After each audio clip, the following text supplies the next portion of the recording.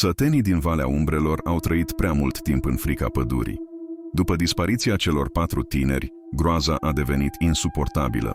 O mână de oameni curajoși, conduși de preotul satului, părintele Damian, și de bătrânul Ilie, cel mai înțelept dintre ei, au decis că trebuie să pună capăt blestemului. Înarmați cu torțe, uneltele necesare și credința că pot înfrunta orice forță, aceștia s-au aventurat în pădurea uitată. Cei care au rămas în sat s-au adunat în biserică pentru rugăciuni, sperând că cei care au plecat se vor întoarce. Liniștea pădurii i-a întâmpinat ca un văl greu. Nici foșnetul frunzelor, nici cântul păsărilor nu se auzea. Aerul era rece, iar copacii păreau să privească amenințător. După câteva ore de mers, au ajuns în poiană. Masa era acolo, la fel de impozantă și stranie ca în povești. Simbolurile de pe suprafața ei erau mai clare decât ar fi trebuit să fie, de parcă lumina torțelor le făcea să prindă viață. Cercul de pietre era acoperit de o ceață rece și densă, iar bătrânul Ilie s-a apropiat cu grijă. Simbolurile astea nu sunt doar semne fără sens. Par să urmeze o ordine, a spus el, analizând cu atenție sculpturile. Cu ajutorul unui vechi manuscris pe care părintele Damian îl luase din biserică, sătenii au început să compare simbolurile de pe masă cu cele din carte. După ce au rotit 3 părți ale mesei în sensul acelor de ceasornic și au apăsat pe un simbol în formă de ochi, un sunet profund de piatră mișcată s-a auzit.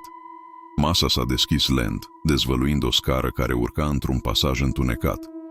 Blestemul e mai adânc decât am crezut, a șoptit Ilie făcând primul pas în tunel. Tunelul era strâmt, cu pereți din piatră rece și umedă. Pe măsură ce înaintau, au început să vadă picturi vechi pe pereți, imagini ale unor ritualuri stranii, în care oamenii îngenuncheau în fața unei figuri întunecate, cu ochii roșii.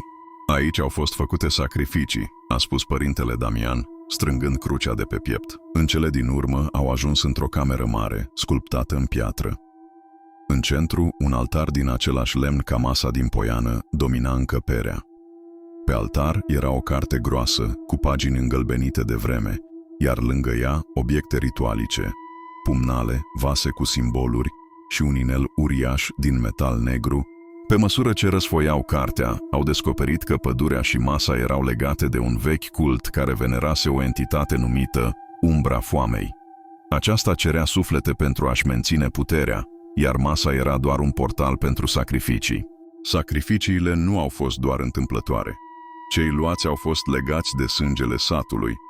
Acest lucru le întărește legătura cu locul, a explicat Ilie, cu vocea tremurândă.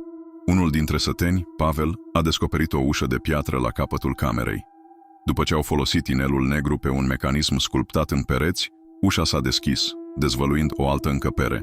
Aici, într-un colț, zăceau trupurile tinerilor dispăruți, lipsite de viață, dar neatinse de timp. În centrul camerei, o siluetă înaltă, cu ochi roșii arzători, îi aștepta. Ați venit să sfidați umbrele, a spus creatura cu o voce profundă, dar voi sunteți hrana de care am nevoie. Cu rugăciunile părintelui Damian și curajul sătenilor, au aruncat torțe înspre altar, distrugând cartea și obiectele ritualice. Creatura a urlat de furie, iar umbrele din jurul său au început să se retragă. Cu ultimele sale puteri, ființa a încercat să-i atragă spre întuneric, dar când altarul s-a prăbușit complet, creatura a dispărut, lăsând în urmă doar un sunet asurzitor. Când sătenii au ieșit din subteran, pădurea părea diferită, mai liniștită, mai puțin amenințătoare. Masa din poiană dispăruse, iar cercul de pietre era acum acoperit de mușchi. În sat, liniștea apăsătoare fusese înlocuită cu un sentiment de eliberare. Blestemul fusese învins, iar pădurea uitată devenise doar o amintire. Totuși, Ilie a avertizat, umbra nu dispare niciodată complet. Dacă vreodată pădurea va fi neglijată, ar putea să se întoarcă. Astfel, sătenii au hotărât să păstreze memoria tinerilor pierduți și să protejeze pădurea, astfel încât blestemul să nu renască vreodată.